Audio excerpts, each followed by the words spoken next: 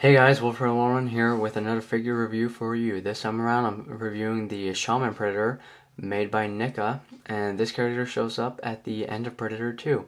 So sit tight and enjoy the review.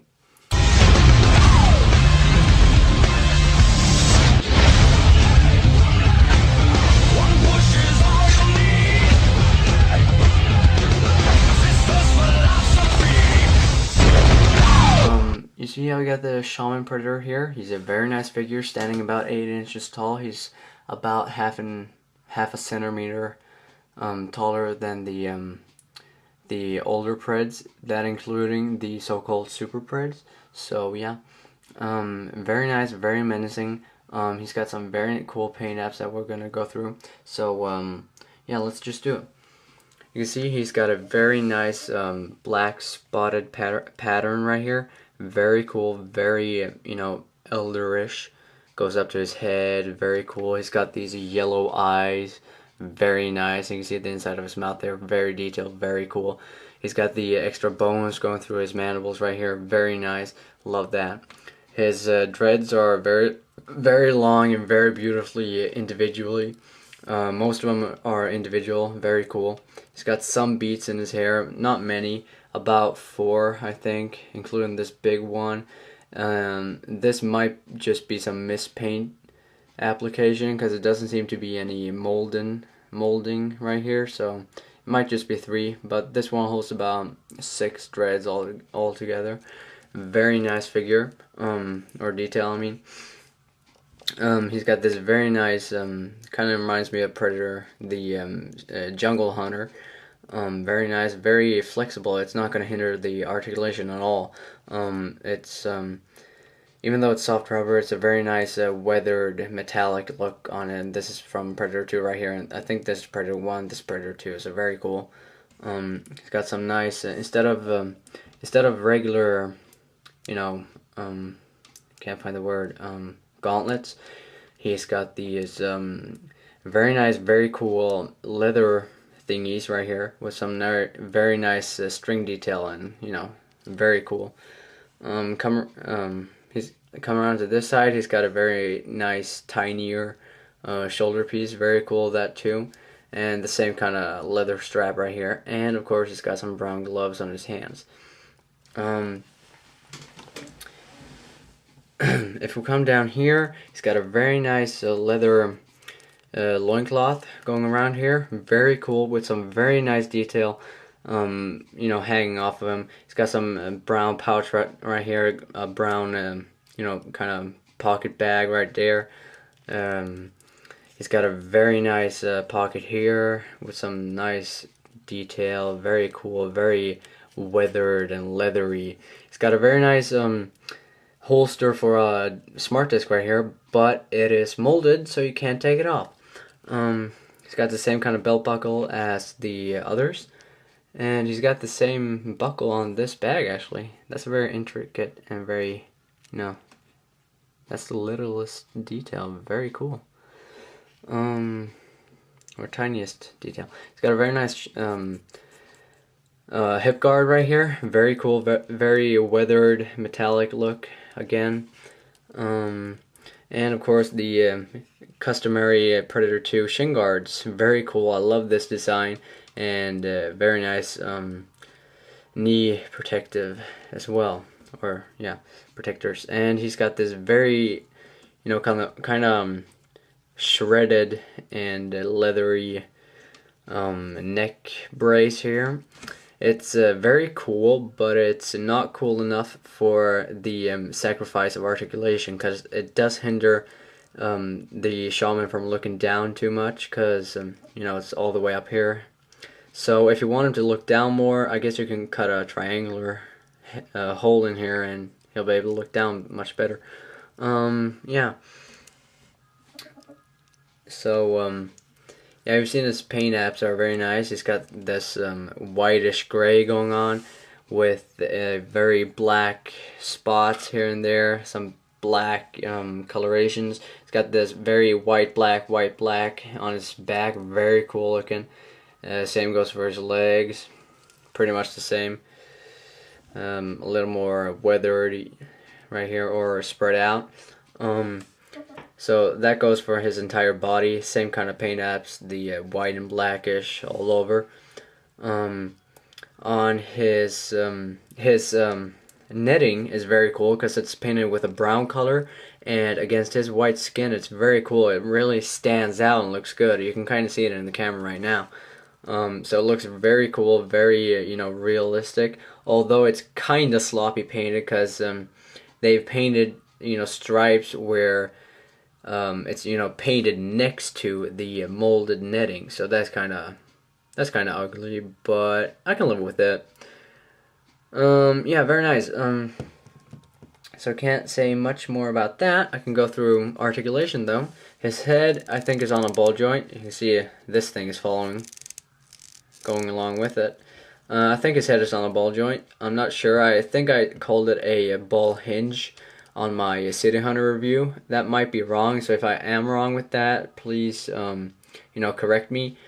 But I think it's a ball joint now because I've checked it out and I'm pretty sure it's a ball joint. So yeah, I can go side to side, up, down, but again this thing hinders, and tilt side to side.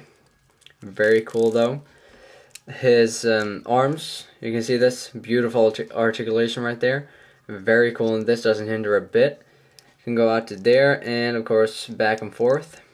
And the customary that we're all used to right now, which is the swivel, elbow, and the bend. Very cool though. And very beautiful ball jointed wrists. Very cool, very nice.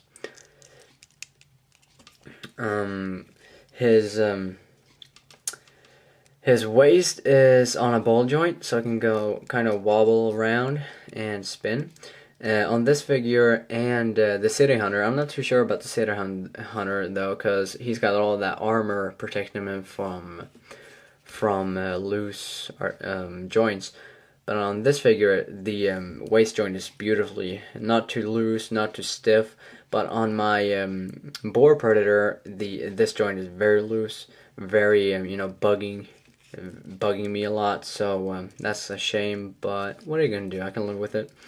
Come down to his legs. These new Series 4 figures, they've got this very nice, very cool ball hip or ball jointed crotch instead of the V crotch, so that it could just swivel. Now it can go completely forward and back. Plus, they've got a rubber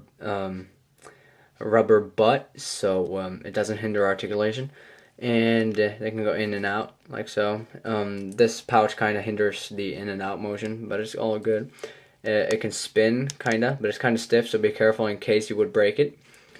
And the double jointed knees, very nice, and a ball jointed foot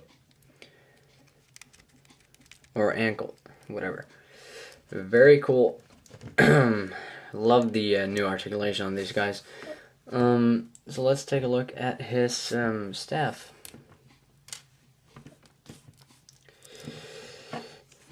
Put him to the side. This is his staff. Very cool. I'm pretty sure it's a ceremonial staff because it's not thick enough to be a weapon. I mean, look at this, pretty scrawny. I mean, if you compare it to the Predator, it's very scrawny. So it's too tiny to be a weapon.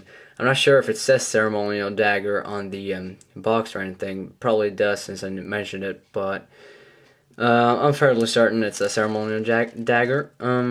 Anyway, up here it's I don't know, just a stick with a very beautifully painted crown of bone right here. Very nice, very cool.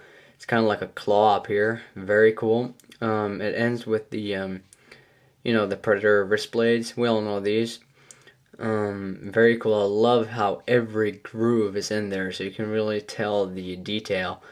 You got all these tinier bones dangling off of the crown. Very cool. Very nice detail to these too.